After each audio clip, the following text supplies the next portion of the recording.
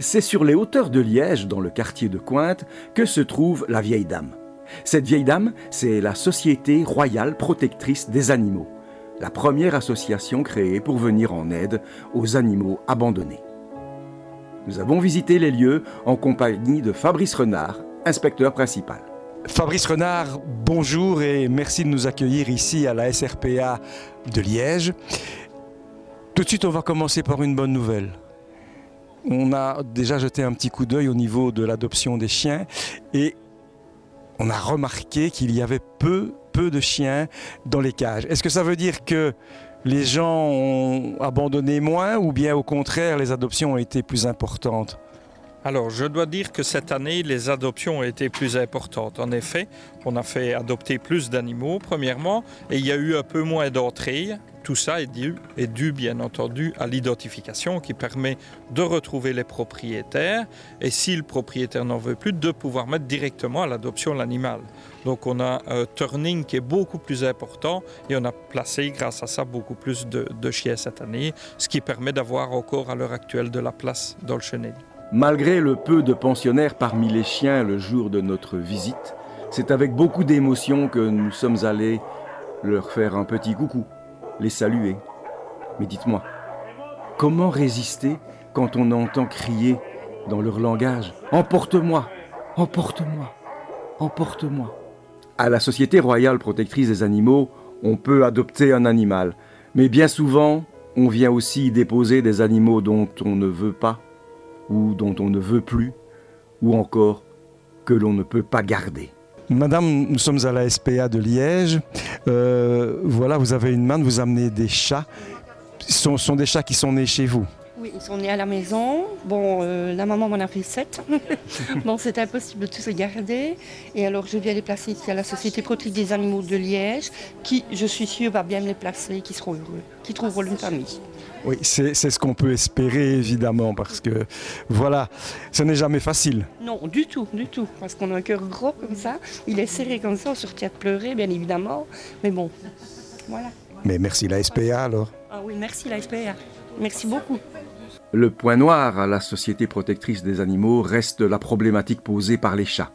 Malgré des campagnes de stérilisation, il en arrive encore beaucoup trop et il faut malheureusement procéder trop souvent à leur euthanasie.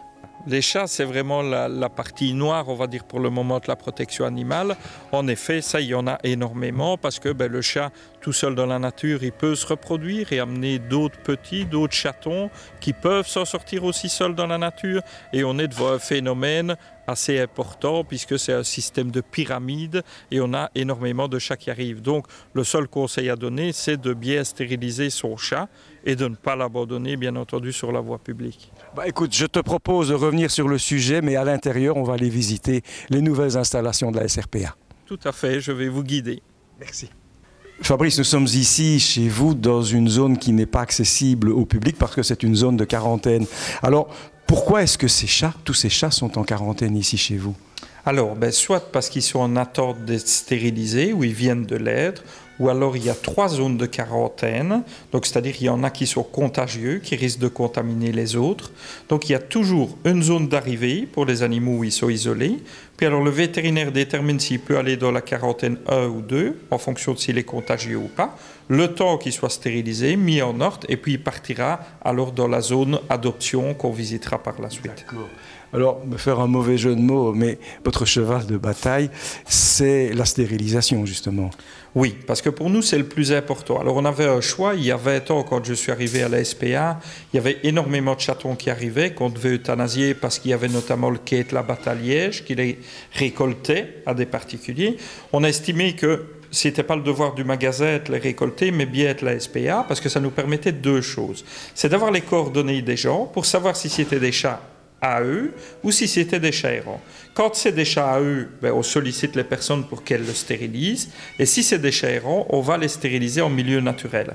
Et on fait comme ça 1400 chats errants chaque année en milieu naturel. Si vous comptez le nombre de descendances qu'il n'a pas eu grâce à cette action depuis 20 ans, c'est phénoménal. C'est des milliers et des milliers de naissances qu'il n'y a pas eu grâce à la stérilisation.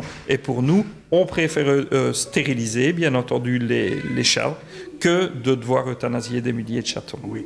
À ce propos, justement, j'ai vu là des tout petits chats qui sont dans une cage et il est marqué dessus non conventionné. Ça veut dire quoi ce mot terrible?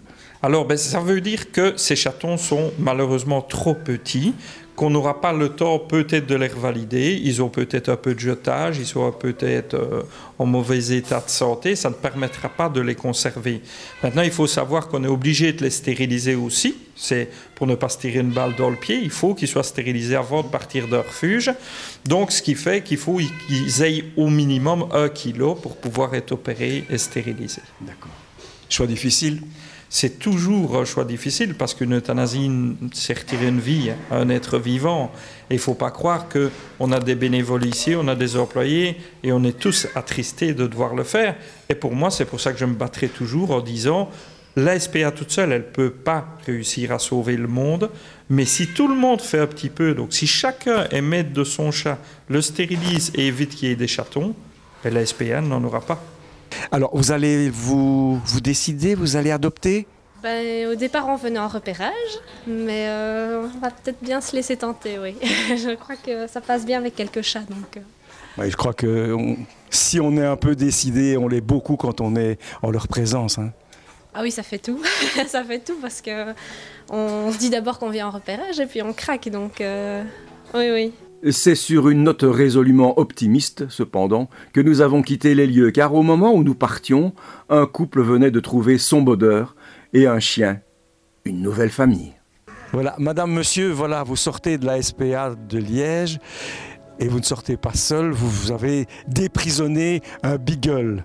Alors, monsieur, je vous vois très très ému. Vous aviez envie d'adopter un chien, vous avez connu quelque chose de moche il y a peu de temps? Oui, effectivement. Donc, on avait déjà adopté un beagle qu'on a gardé quelques mois et qui a contracté une maladie apparemment, vu que c'était un chien qui venait d'exportation des pays de l'Est, donc qui avait été très mal soigné, je vais dire, avait reçu de très mauvais soins dès sa naissance.